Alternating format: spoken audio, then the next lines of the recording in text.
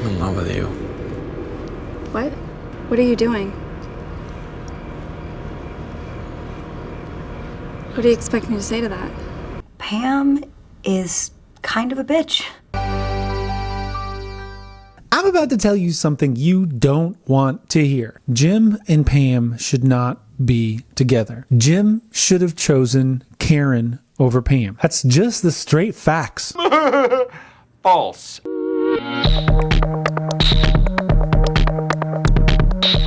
What is up, my brethren? This is Heckle TV. I am Jarvis Black. Thank you for coming back. The Office debuted on NBC more than 15 years ago, and while it wasn't a smash hit immediately, it has endured as one of the most popular TV shows of all time. It went off the air in 2013, and yet still today, it remains one of the most watched and streamed. What am I doing with this? Watched and streamed. Watched and streamed. I'm talking about the American version. I'm sorry. I think the British iteration is brilliant. I also love the American one. I just love them for different reasons. I think they're both great shows in their own ways. The British show ended, I think, at exactly the right time, with the main storyline kind of wrapped up and pretty much completed, while the American show carried on for 9 seasons, and some might argue a little bit too long. Some might say that the show should have ended when Steve Carell left the cast after season 7, but frankly, it's hard to argue with a show that has been that successful and still remains one of the top shows almost a decade after it went off the air. What I'm more interested in discussing today is where I think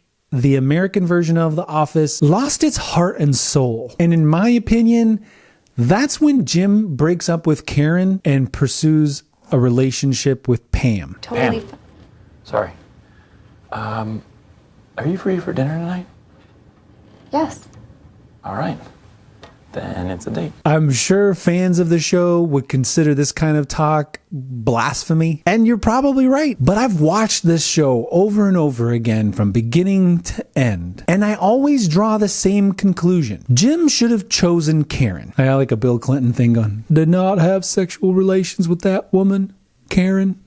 Jim should have chosen Karen. So everything that I'm here talking to you about today is essentially from the perspective of Jim, Pam, Karen, and Roy with their little love rhombus and everything that takes place before Jim and Pam officially get together at the beginning of season 4. Now look, I know that the heart wants what the heart wants, and Jim is in love with Pam, and we're just supposed to accept that they were meant to be together. But for me, that's where the show jumps the shark and runs off the rails. The show is completely ridiculous at times, and the characters are total exaggerations of how real people act and interact in an office setting. But the emotional core of the show is the relationship between Jim and Pam, a boy that has a crush on a girl who's with someone else. There's a realistic emotional grittiness and angst and pain to that story that most people, I think, can relate to.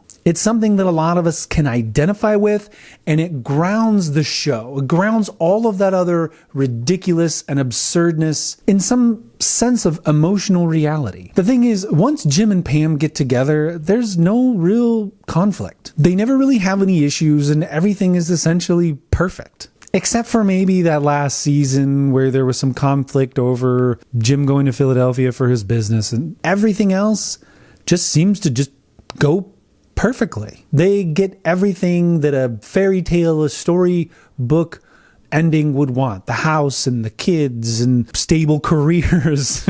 And I think Jim and Pam working out perfectly removes some of the suspension of disbelief. Season 4 and beyond, you just kind of accept that what you're watching is nothing but just an absurd comedy show.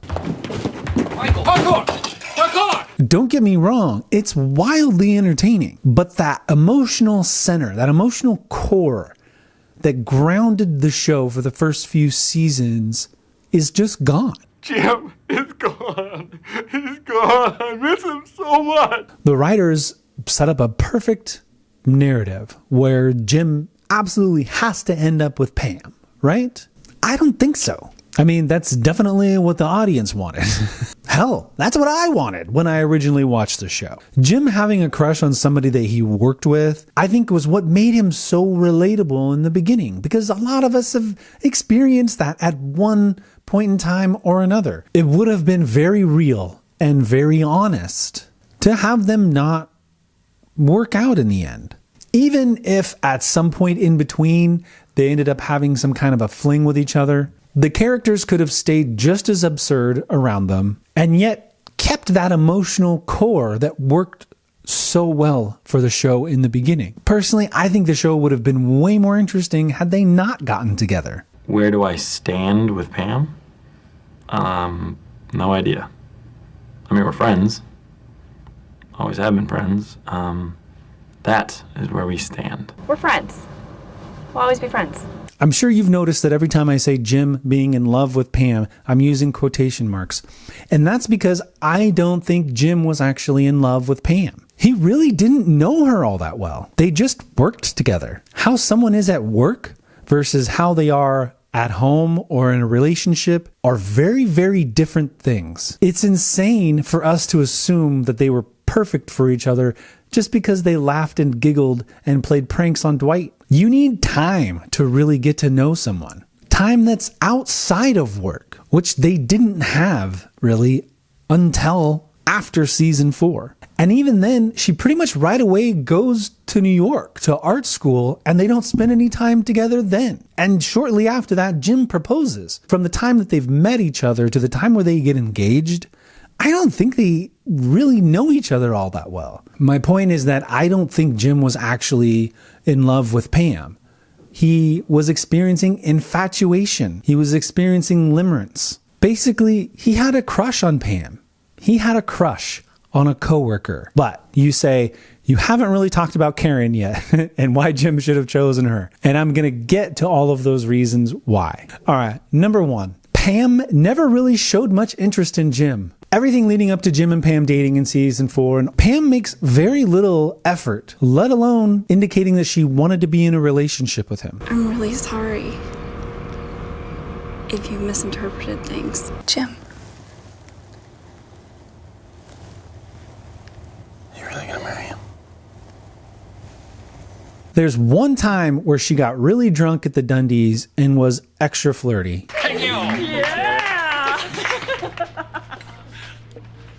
Hey, that happens sometimes, right? Just because you get drunk and flirty doesn't mean that you're in love with somebody. So Jim broke down how he felt about Pam at casino night, but he actually already pretty much told her how he felt on the booze cruise, but he didn't actually say any words. It was just an intense moment and a look between him and her.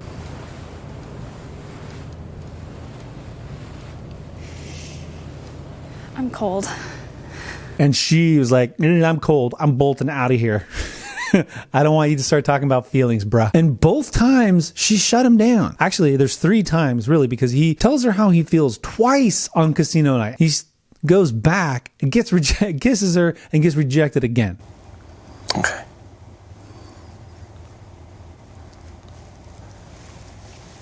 And she straight up shot him down every time. Like, you gonna marry him? She's like, yeah, sorry, dude. The thing is her and Roy have been together since high school. There's a lot of history there. I know you probably aren't gonna remember this, but those color roses, I got you those color roses for our prom. It would have been just as likely and maybe more realistic if she had ultimately ended up with Roy. Well, I think it sucks for you. I'm the one who actually wanted to get married. So then she calls off the wedding and she's single. Does she call Jim? Does she text him? Not even like a little, hey, you up? Hey, guess who's single and ready to mingle? No, nothing. Pam doesn't reach out to Jim at all. She's just not that into him. There's one time where they talk on the phone and it was like a super awkward conversation. It was supposed to show that they had this like connection or whatever, but it was like, it's really awkward and weird. Dunder Mifflin. Hey. Oh my God. Hi. Like, that's the only time they talk. And that was because Jim called the Scranton office and she happened to pick up, not because she reached out. On the day of the office supply conference, Jim tells Michael in his little hotel room party he told Pam how he felt about her and that she rejected him and that basically the ball's in her court. I transferred because of Pam. They both know that the onus is on her at this point to reach out, to show some interest, to be like, hey, your feelings are reciprocated, but she doesn't. Hey, you know what? I will talk to her. Nope, that's okay. Yeah. That's all right. I will. I'll talk to her. At the end of season 3, Pam says that she calls off her wedding for Jim. Jim, I called off my wedding because of you. And now we're not even friends. If she called off the wedding for Jim, why wouldn't she have reached out? I don't think she's telling the truth there. Either she's lying about having called off the wedding for Jim, or she has some kind of weird backwards idea that women can't ask men out or something, which there's no indication in any other parts of the show or about her character that she has some Christian fundamentalist old school values or something. When Jim made her that custom Christmas gift with the teapot and all of those like little gifts that had the inside of it that had all the story behind it, she willingly gives up a gift that Jim custom made for her for an iPod. I want the iPod. Damn it. Sure you don't want the teapot? I mean, it's an iPod. But Right. sorry. No, definitely. If somebody meant something to you and they gave you a gift and you can see in that episode that Jim's like wants her to have that, like, oh, you don't want that? She still chooses the iPod. That I just don't think you do that if you feel a certain way about someone. Frankly, Pam's kind of a horrible person. Pam is kind of a bitch. And maybe Michael was onto something when he was consoling Jim and saying, hey, maybe you should reach out to Roy for some advice because I think he knows exactly how you're feeling after also having been rejected by Pam. You should at least talk to Roy. I mean, he knows exactly how you're feeling. Just... Yeah. I mean, frankly, all we see in seasons 1 and 2 is that Roy is this selfish jerk. But maybe that's after years of putting up with Pam's crap. Maybe that's years of Pam being crappy to him, flirting with people at work, maybe, cheating. I mean, Pam cheated on Roy with Jim, like kissing him. Maybe that's happened. Maybe that's not the first time that's happened. Maybe this is a pattern of behavior with Pam. I mean, last night she was out with her friends till like 8 a.m. Wow. What? But you were a friend. And he's kind of jaded and just a jerk. I mean, there's no excuse for his anger issue. I'm not saying that, but... You kidding me, Pam? Come on! I mean, we don't really see things from Roy's perspective. We see things through the eyes of, the camera and Jim after they've been together for a long time. Hey, we don't know what led up to that point and why their relationship, is or isn't working at that point. What we do know is that Pam and Roy really do have a unique, genuine connection, and we do see that later in season 3. I gave him $20. You want to dance? Hey, you want to get out of here? Reason number 2, Jim should have picked Karen over Pam. Pam and Roy actually have way more history and a much better love story and love redemption arc. In season 3, you really get to see Roy as more of a human and not just a one-dimensional jerk as he is in the previous seasons. Really, he's humbled and he really wants to work hard to get Pam back. I'm not going to take her for granted.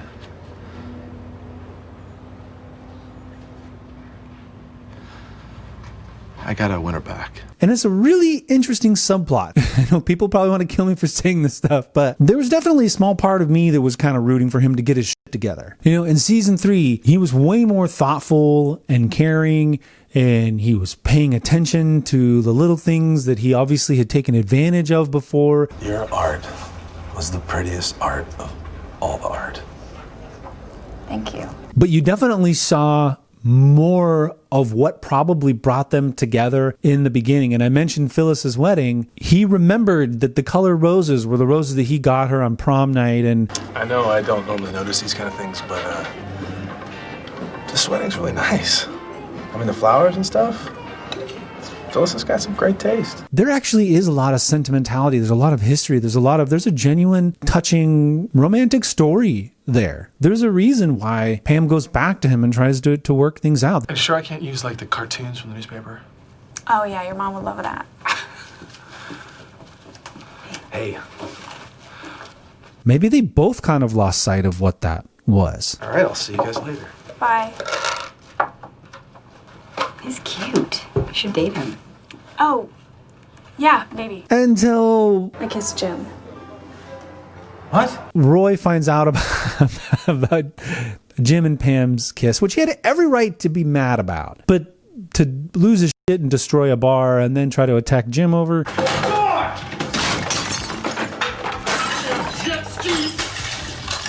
Yeah, probably not an appropriate response. Clearly, Roy has an anger problem. But you know what? Roy's not the only one with an anger problem on the show. I'm gonna lose my freaking mind!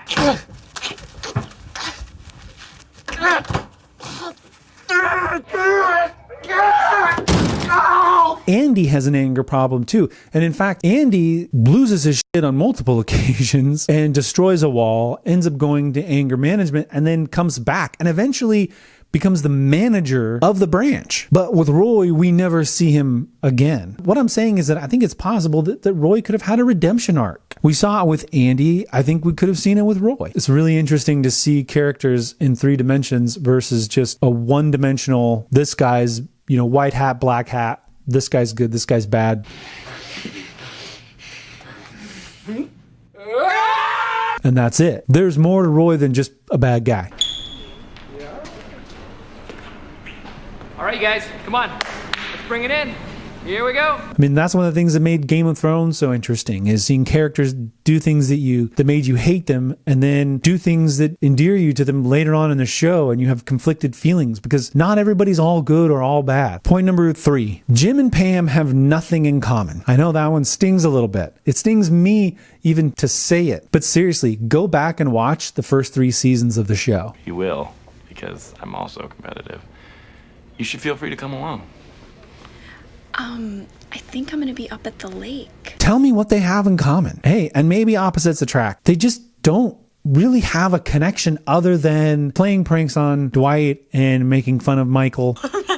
If we can get him to drive to Connecticut and Mariah. That's what friends have in common, not people who are meant for each other or destined to be together. Even in season 3, when they're working at separate offices and they have moments where you can tell that they're both thinking about each other, most of the time it has to do with pranks on Dwight. Oh no.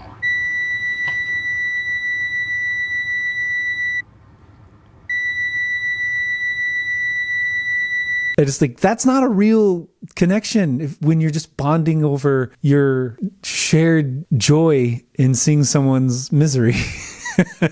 Maybe it is. Maybe I don't know what I'm talking about. Maybe that's what love really is, a collected, connected enjoyment of other people's pain. Maybe that's what constitutes a real relationship, and I'm totally wrong. And as I was hinting at before I started into this list, they barely know each other. They worked together for a long time. But I think, as anyone can attest, working together is different than being in a relationship with somebody. Who you are at work and who you are in a relationship and or at home or in your personal life are different things. This is a hot sauce packet.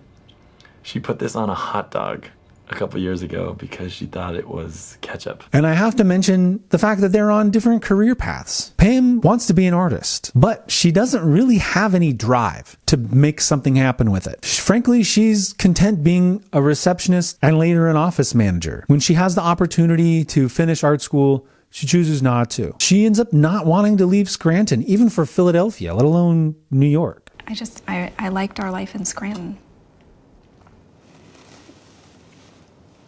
And I have started a business in Philadelphia.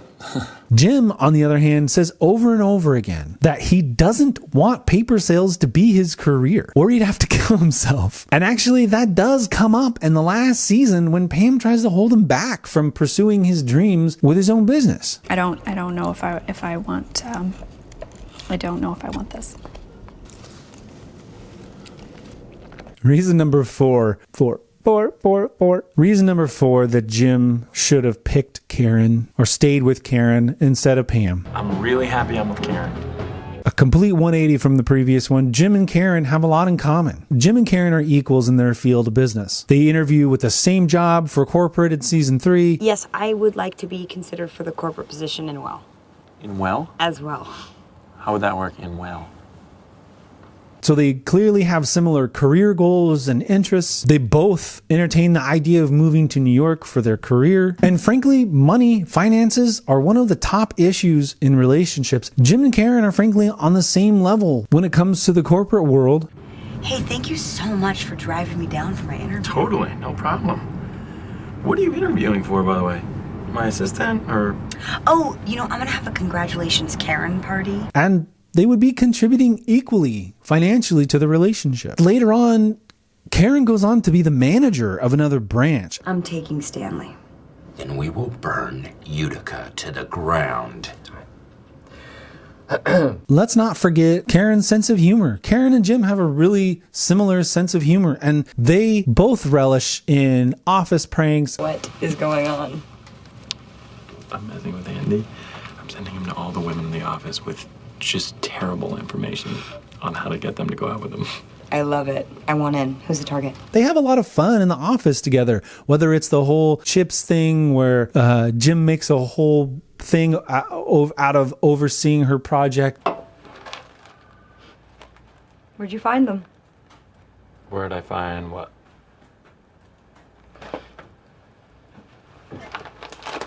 They just have a lot of fun together. They both play pranks on Andy. Oh, the vending machines. How do we miss that? I have no idea. We went right for the copier, and then we checked the fax machine. Yeah, nothing there. Did you check your butt? Similar to how Jim and Pam played pranks on Dwight, they laugh and joke around just as much as Jim and Pam do, if not more. My personal opinion is that they have way more chemistry than Jim and Pam do on screen.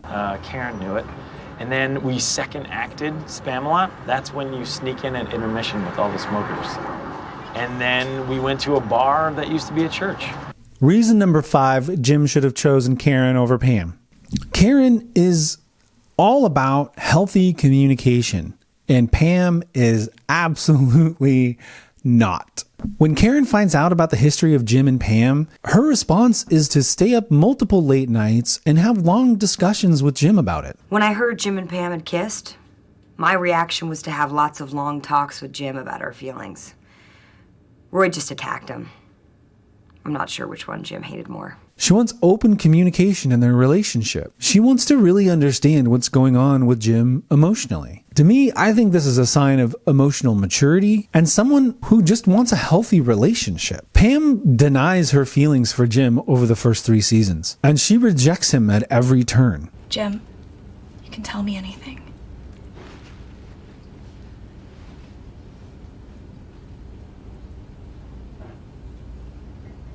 Even if she may or may not have feelings for him. Then she turns around and flirts with him at every opportunity. Talk about mixed messages. You can totally see why Jim would be completely confused. It's not until beach day at the end of season 3 when she opens up about her thoughts and feelings. Hey, I want to say something. I've been trying to be more honest lately, and I just need to say a few things. And even then, it wasn't completely honest. As I mentioned before, she may have been lying when she said that she called off her wedding for Jim. Why didn't she reach out at all, even months after she was single? The whole speech that she gives on beach day is supposed to be her, coming out party or awakening after she walks over the hot coals. And now you're with someone else. And that's fine. It's whatever. That's not what I'm not... Okay, my feet really hurt. But she stops short of saying how she actually feels. And when you compare that to how Jim had the balls to just come out and be honest, her talking about her feelings was just like, oh, we're not even friends, and I want us to be, and I miss you. But sometimes I just think you need to grow a pair. If she does actually have feelings for Jim, then it's not being very honest. Yeah, it was in front of everyone in the office. Maybe she should have picked a better time and actually spoken directly to Jim about how she actually feels. This is not emotional maturity. Pam is very because of her immaturity, her emotional immaturity, she treats people poorly, including Roy and Jim. Number 6.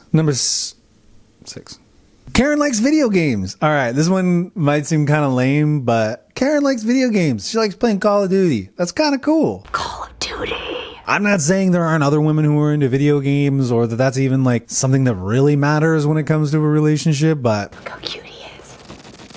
And he's trying to shoot with a smoke grenade.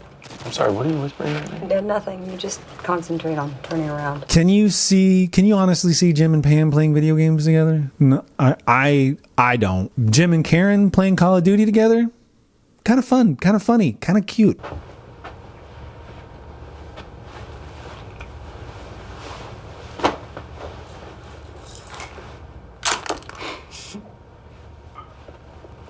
Seven. Number 7, Karen is emotionally mature and she takes care of her man. Jim and Andy get super drunk one night at the office and Karen pretends to take shots. 1, 2, 3, shot! Oh, holy mother of... She realizes that she needs to be a responsible adult, and when Jim tries to ride his bike home,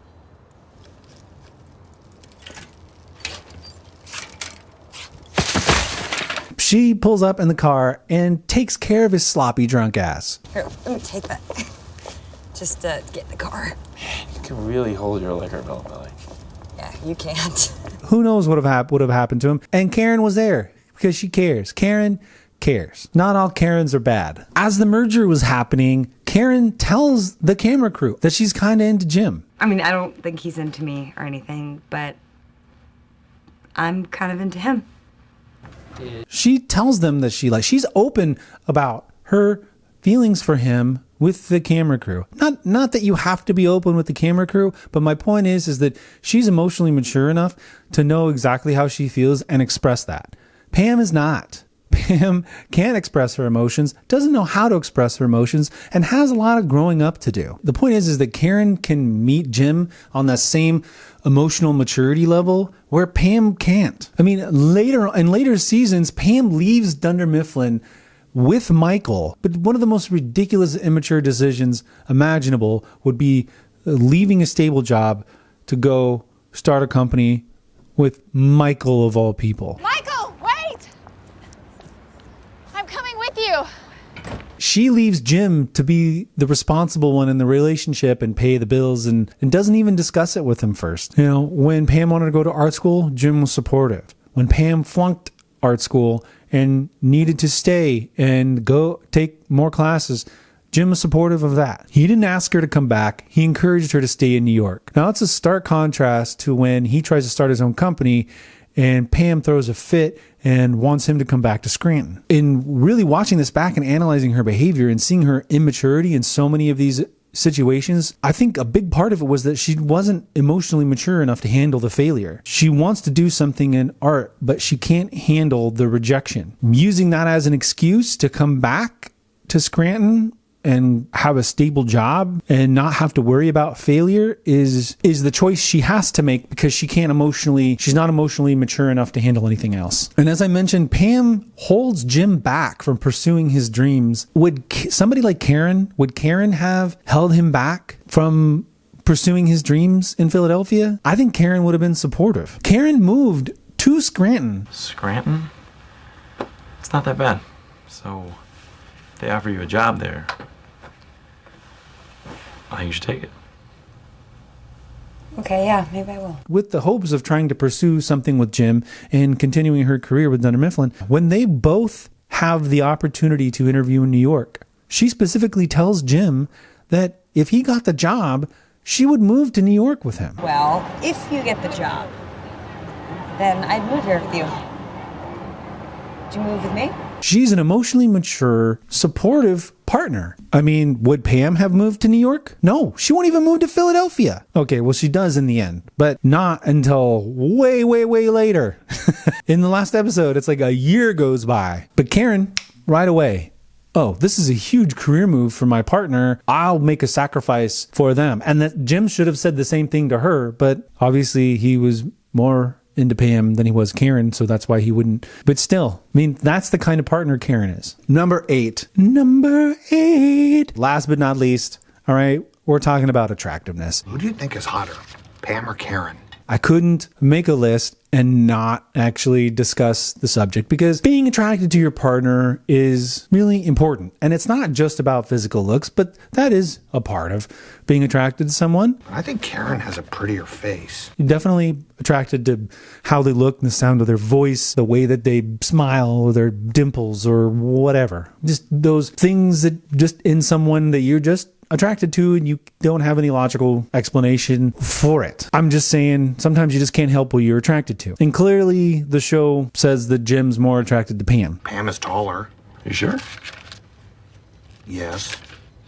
She has bigger breasts, too. I get that you can't help who you're attracted to, but come on, man. What? Karen's just a better person in every possible way. And she's way more attractive. Nothing against Pam. Pam is very attractive in her own way. Karen is gorgeous and she's smart. She's funny. She's interesting, supportive, motivated to succeed, emotionally mature. She's a great communicator. She's someone who very easily shows that she wants an open and honest and fulfilling relationship with an equal partner. I'm sorry, but there's just nothing not to love about Karen. Jim, you're an idiot. I understand her name is Karen, and that comes with some stigma these days.